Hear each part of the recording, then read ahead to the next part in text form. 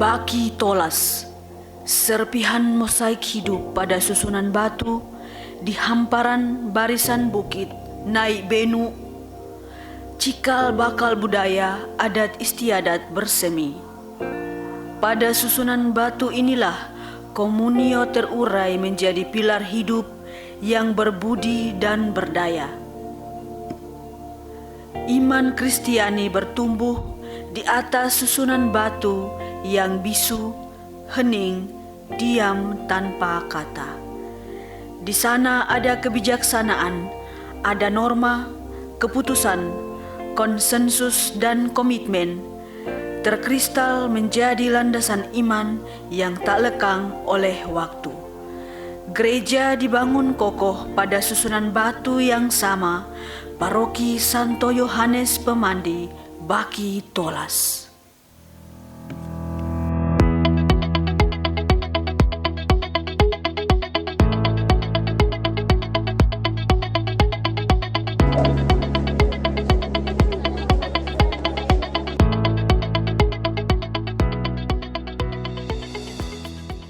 Paroki Santo Yohanes Pemandi Baki Tolas adalah sebuah paroki kecil dalam Keuskupan Atambua, Dekenat Mena, yang berada di Desa Baki Tolas, Kecamatan Naik Benu.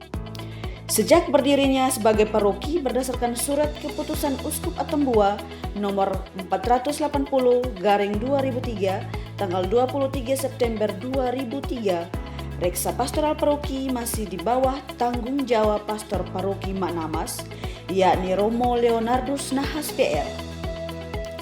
Reksa pastoral paroki Baki Tolas sekarang dipimpin oleh Romo Franciscus Delvi Abanit Asa PR sebagai pastor paroki. Kapela Baki Tolas sudah dirintis oleh para misionaris sejak zaman Temuku kurang lebih tahun 1960-an.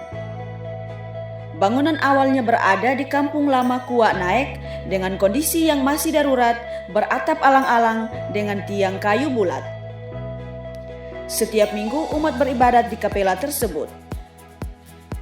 Melihat kondisi kapela yang sudah tidak memungkinkan, maka kapela lama dipindahkan ke tempat baru. Dan sambil menanti bangunan baru diselesaikan, ibadat hari Minggu dipindahkan sementara ke kompleks SDK Baki Tolas. Oleh antusiasme umat yang begitu tinggi, maka sekitar tahun 1996, kapela permanen diselesaikan secara swadaya oleh umat Baki Tolas. Waktu sosialisasikan penetapan ini, umat yang ada di dalam Desa Baki Tolas tidak menolak. Itu mereka terima dengan ikhlas hati. Naik, soalnya ada dua kapela. Pertama kali, kedua baru Panderen di sana. Kapela masih ada lalu pindah ke sini.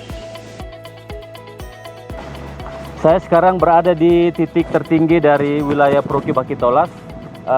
Tempat ini namanya Naijeb Bene, bagian wilayah Baki Tolas tentunya.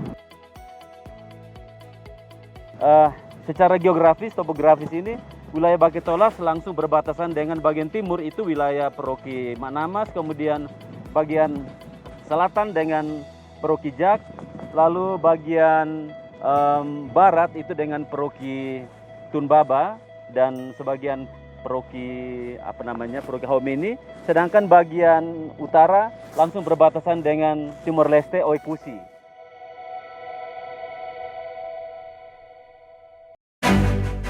Ada 3 kapela yang menjadi bagian pelayanan pastoral paroki Baki Tolas. Kapela Santo Antonius Padua Liatoti, Kapela Santo Yosef Fraina Demet Sunbaki, dan Kapela Santo Petrus Nelu.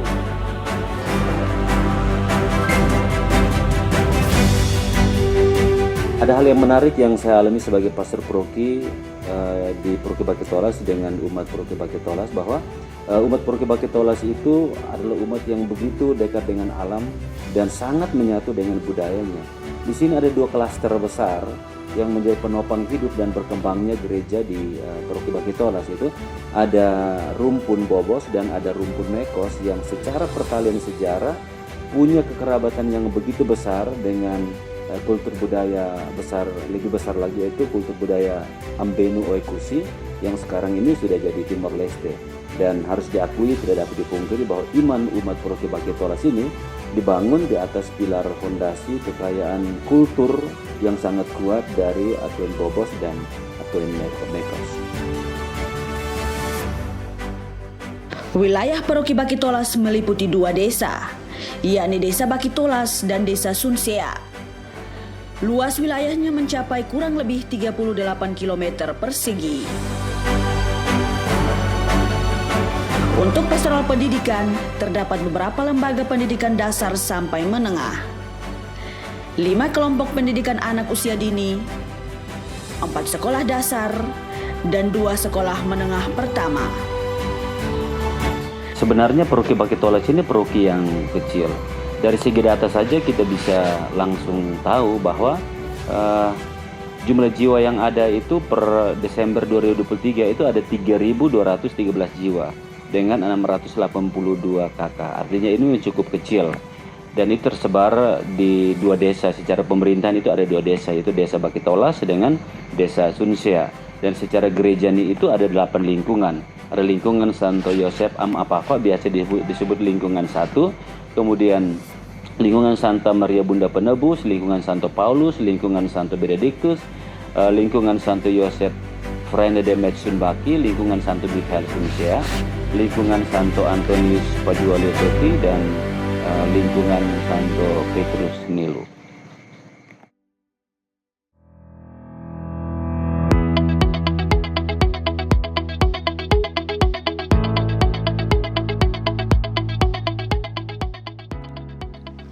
Mata pencaharian umat Paroki Bakitolas adalah petani lahan kering pada topografi yang relatif kritis. Sebagian lainnya subur untuk palawija tertentu. Secara ekonomi, pendapatan per kapitanya masih di bawah rata-rata. Dari seksi sosek Paroki Bakitolas, tahun ini kita mulai dengan pemberdayaan umat, mengubah pertanian yang sifatnya konsumtif ke ekonomis, yaitu melihat potensi yang dimiliki oleh Paroki Bakitolas pada umumnya, itu adalah budidaya kacang tanah.